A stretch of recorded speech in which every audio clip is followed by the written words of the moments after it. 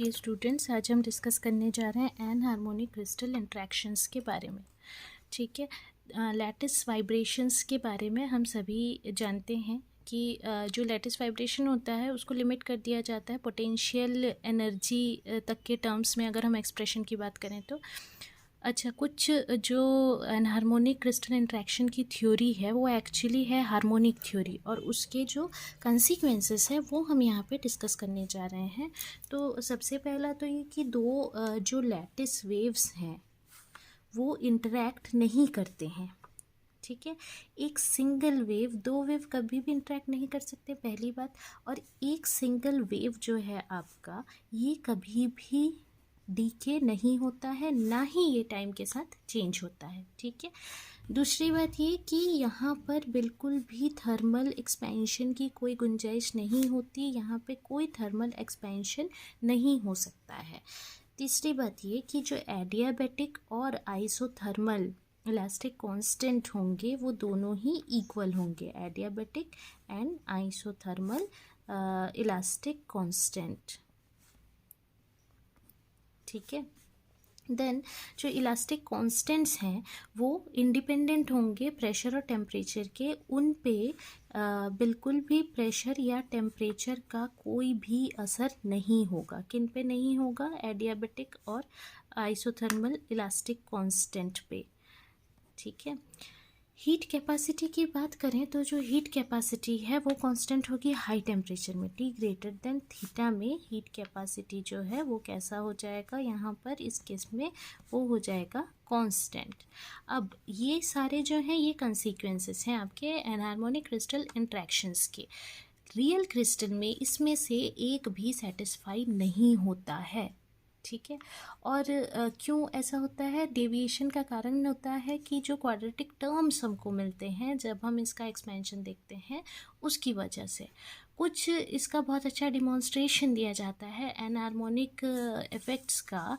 Experiment अगर किया जाए अगर दो फोनॉन के इंट्रैक्शन में, दो फोनॉन को हम सपोज़ इंटरेक्ट करवाते हैं और दो फोनॉन के इंट्रैक्शन से तीसरा एक और फोनॉन प्रोड्यूस हो रहा है सपोज़। ठीक है, दो फोनॉन से तीसरा फोनॉन प्रोड्यूस हो रहा है, तो omega 3 is equals to omega 1 plus omega 2, इनकी फ्रीक्वेंसी को हम लिख सकते हैं यहाँ पर। शीरेन नाम के साइंटिस्ट ने एक एक्सपेरिमेंट डिस्क्राइब किया जिसमें उन्होंने एक लॉन्गिट्यूडनल फोनॉन की बीम ली और उसकी फ्रीक्वेंसी एक ये लॉन्गिट्यूडनल फोनॉन बीम है सपोज, जिसकी फ्रीक्वेंसी 9.20 गीगाहर्ट्ज़ थी, और उसको उन्होंने इंटरेक्ट करवाया एक मैग्नीशियम ऑक्साइड के क्रिस्टल के साथ में। और पैरेलल बीम लॉन्गिट्यूडनल फोनॉन का एक और लिया उन्होंने 9.18 गीगाहर्ट्ज़ का। ठीक है, तो इंट्रैक्शन से एक थर्ड बीम प्रोड्यूस हुआ। इंट्रैक्शन से 9.20 प्लस 9.18 इज इक्वल्स टू 18.38 कुछ आएगा गीगाहर्ट्ज़ का एक बीम प्रोड्यूस हुआ। तो 3 फोनॉन प्रोसेस जो है ये थर्ड ऑर्डर टर्म से प्रोड्यूस होता है दरअसल लैटिस पोटेंशियल एनर्जी में। यहाँ पे हम एक टिपिकल टर्म की बात कर सकते हैं जिसे हम स्ट्रेन कंपोनेंट कहते हैं, U3 करके हम उसको एक्सप्रेस करते हैं। दरअसल U3 is equals to A E X X direction में, E Y Y, E Z Z, ये सारे स्ट्रेन कंपोनेंट्स होते हैं। ए कांस्टेंट होता है, ए का जो डायमेंशन होता है वो इलास्टिक स्टिफनेस कांस्टेंट के ही जैसा होता है।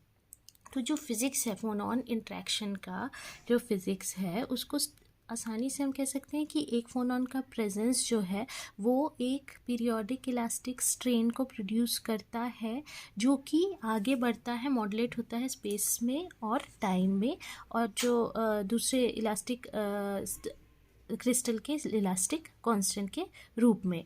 और जो सेकेंड फोनॉन है वो उस मॉडुलेशन को परसीव करता है, उसको मिलता है उस इलास्टिक कांस्टेंट का, और इसीलिए वो स्कैटर्ड हो करके तीसरा फोनॉन प्रोड्यूस करता है। ठीक है, जैसे कि ग्रेटिंग में होता है, 3 डायमेंशनल ग्रेटिंग में, कुछ उस तरीके से।